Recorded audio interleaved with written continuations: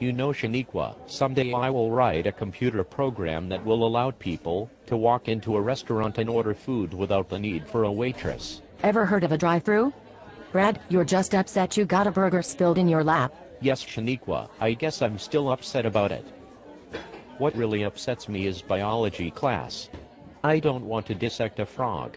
I'm sorry for dumping on you. I just feel like I'm being forced to do something that would make me a frog killer. I mean, what harm has any frogs caused humans? Well, Brad, aside from the fact that my grandfather slipped on a frog, fell into a water well, and was found a week later. Lucky for him, the well was full of frogs, so he survived the fall.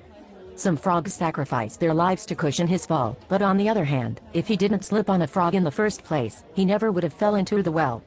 He lived to tell the story. Then 4 days later, a frog hopped on the windshield of my aunt's car and my aunt died from the auto accident. I guess frogs and my family do not get along. Besides, they make a lot of noise at night. Gee, Shaniqua, I'm sorry to hear that. About your folks, I mean. I didn't know that a frog could cause so much trouble. 2 frogs, but who is counting? Shaniqua, how was your tennis class today? It was good, Brad. I really enjoyed it. I also played tennis at the Racket Club on Park Street. I met this woman named April who can play well.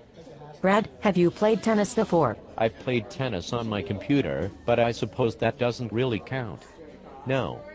I have never played on a real tennis court before. You should come watch us play. Better idea, you can come get me warmed up before I play April. Thanks, Shaniqua. I would enjoy getting you warmed up before you tennis match, but I really don't know much about tennis on the court. Come with me anyway, I will show you what to do. Meet me there at the Racket Club tomorrow around 4. Bring your tennis shorts and shoes. Okay, Shaniqua, I will see you there tomorrow. Bye, Brad.